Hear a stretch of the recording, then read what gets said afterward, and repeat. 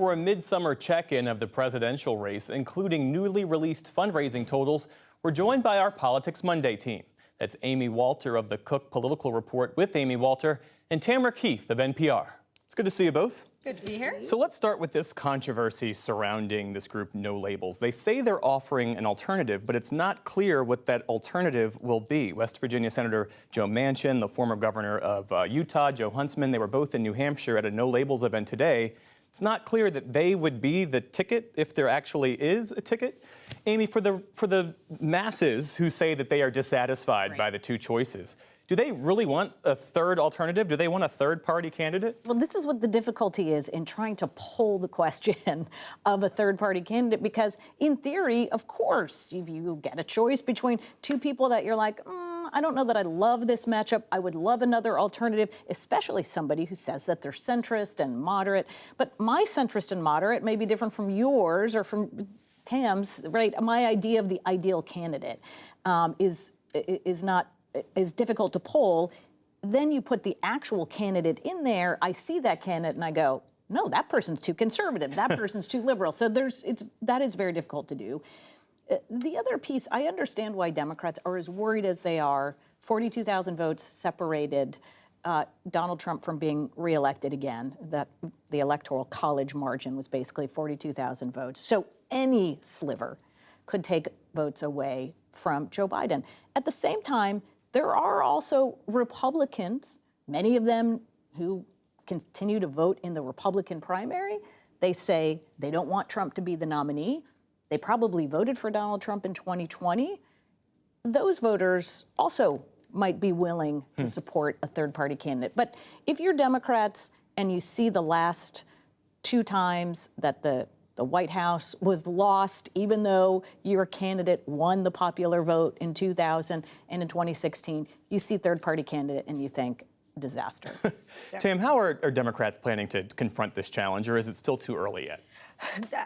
Well, I asked the campaign and they had no on-the-record comment for me, which is to say that they have a lot of thoughts that they aren't publicly sharing. And I think that's where they are, is kind of hoping this will go away. Having friends who are, putting together groups that are pointing out the concerns and challenges that could exist with this.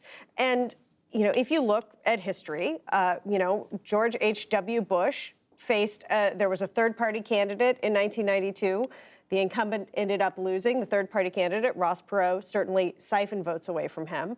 And then if you look in 2000, again, with, he wasn't the incumbent, but Al Gore was certainly like an incumbent. And there was a lack of enthusiasm out there. And Ralph Nader got just enough votes to help George W. Bush win. So third-party candidates are a concern for major party candidates and for major parties because they can take away votes, they can destabilize, they can change the dynamic.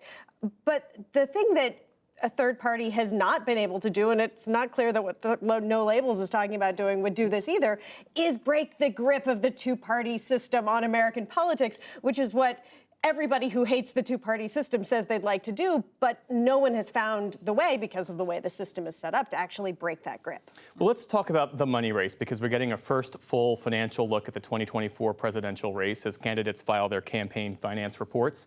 I got to put my glasses on to look at the numbers here. But on the Republican side, look at this number.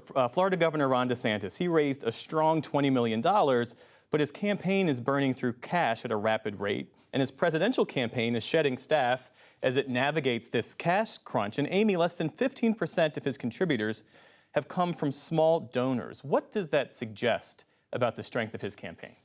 Well, for the DeSantis campaign, you have to look at how much money he's raising and spending, and then he also has a super PAC. Their FEC reports aren't due until the end of the month. So there's a lot of money being spent regardless of whether it's in his coffers. A lot of those are the big donors, to your point. They're not coming from small donors. The other thing about whenever I see a campaign say, well, yes, we're getting a lot of criticism, our candidate's not getting traction, we have to shake up our campaign staff. it's usually the candidate that's the problem. It's very rarely that the campaign is the reason that you're not breaking through. Should they spend less money? Sure, maybe have lower overhead. But the challenge that the DeSantis campaign has right now is the messenger and the message, not the fact that they have too many people on the payroll. And on the Democratic side, Tam, the president announced he raised north of $19 million. But Biden's campaign, it's a real bare bones operation. He spent more than $1 million in the second quarter of this year. By contrast, former President Barack Obama, his campaign at the time, in a comparable period, spent more than $11 million. So, I mean, President Biden is taking campaign frugality here to an entirely new level, it appears. Well, what you have to say about these numbers is that in order to make an apples to apples comparison, well, one, it's impossible. But also, in order to make an apples to apples comparison to previous cycles, you have to look at both the campaign itself and the Democratic Party. Or in the case of Trump, the Trump campaign and the Republican Party in the re-election year. And in that case, President Biden, the total with the Joint Fundraising Committee and the Democratic National Committee is up to $72 million. Now, that's not as much as Obama or Trump had, but again, problems with apples and oranges and all the comparisons. Yes, the Biden campaign is leaning incredibly on the Democratic National Committee.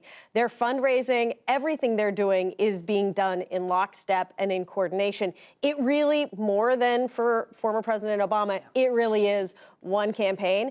The only campaign-style rallies that he's done so far in this campaign were actually put on by outside groups and the Democratic National Committee.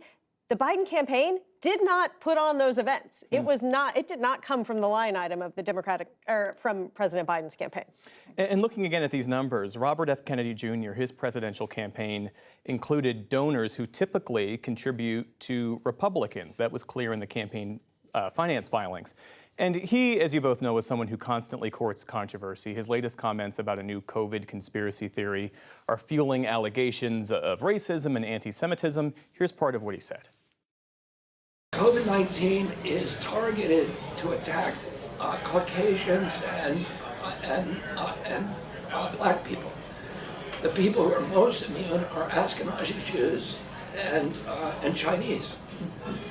But we don't know whether it was deliberately targeted that or not. But there are papers out there that show the racial and ethnic differential impact. So RFK Jr. says he was misunderstood, he was taken out of context. That aside, there was a time when that sort of thing would be campaign ending and potentially career ending, and yet. Well, and yet we're covering it.